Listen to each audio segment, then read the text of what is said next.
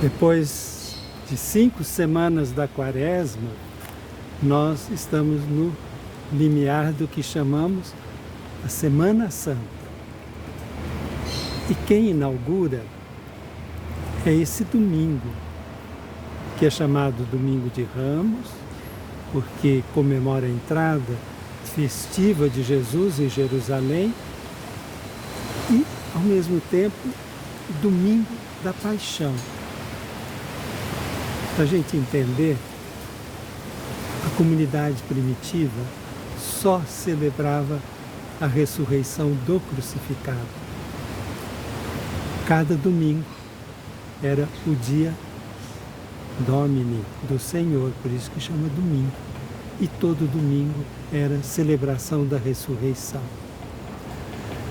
Quando se começou a pensar que o sofrimento de Jesus merecia também toda a nossa atenção, aí antes do domingo da ressurreição, se colocou um domingo da paixão. Só depois é que se passou a comemorar também a ceia do Senhor na quinta-feira, o dia da paixão na sexta-feira, mas se manteve essa estrutura primitiva da comunidade. Celebramos a ressurreição e no domingo anterior celebramos o mistério da paixão de Jesus. A narrativa para nós nesse ano é a de Marcos, é a mais curtinha, mas ele tem algumas características diferentes dos outros. Ele insiste em alguns pontos. E no que aqui Marcos insiste? Em primeiro lugar, que Jesus vai ficando cada vez mais sozinho para enfrentar esse momento mais difícil da sua vida. Ele se reúne com os discípulos para cear juntos e aí vai para o Horto das Oliveiras, vai todo mundo. Mas ele pega aqueles três que estavam na transfiguração, Pedro, Tiago e João, e diz: vem comigo para orar. Eles ficam sentados, Jesus vai um pouquinho mais na frente, reza, volta, eles estão dormindo. Acorda os três e volta a rezar.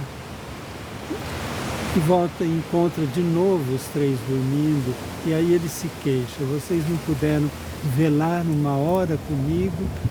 E volta para rezar, e aí ele se dirige a Deus e diz: Pai, se é possível, afasta de mim esse cálice. E ele volta e aí diz para eles: está na hora, aquele que vai me trair está chegando.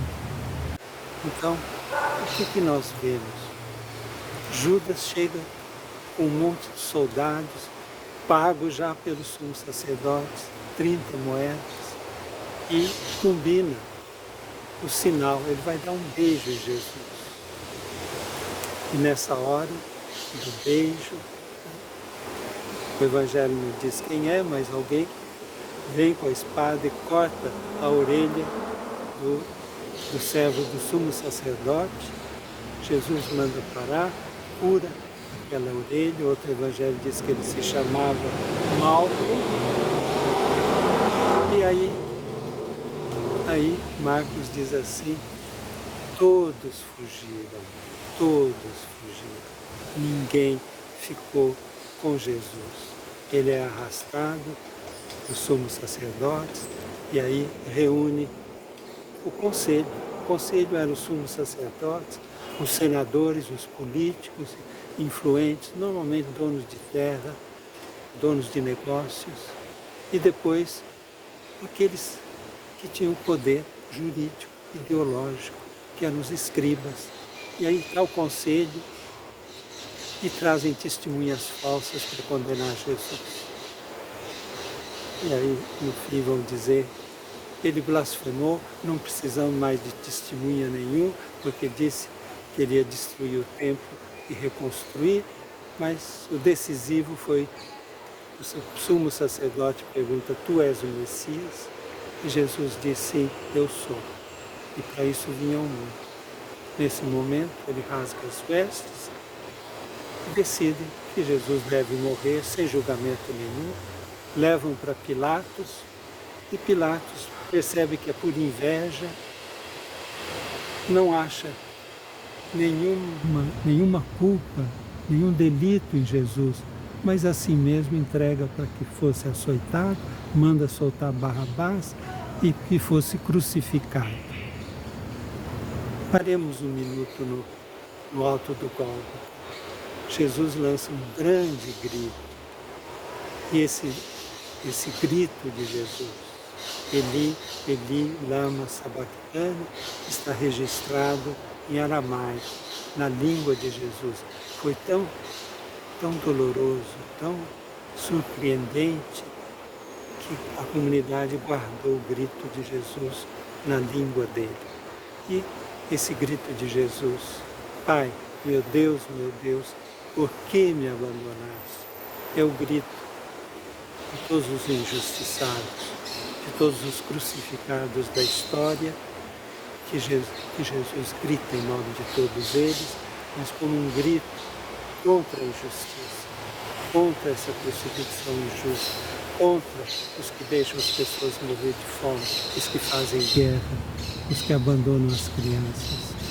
Que nós sigamos os passos de Jesus na compaixão com todos. Alguns não abandonam Jesus, e são as mulheres.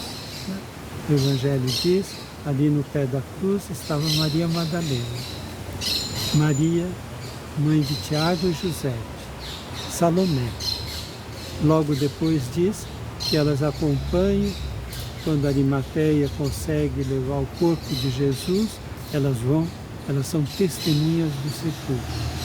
Mas 3 dias depois, na madrugada, elas estão na beira do sepulcro, em busca daquele crucificado para ungí-lo, que são testemunhas do sepulcro vazio e primeiras testemunhas da ressurreição. Louvado seja nosso Senhor Jesus Cristo, para sempre seja louvado.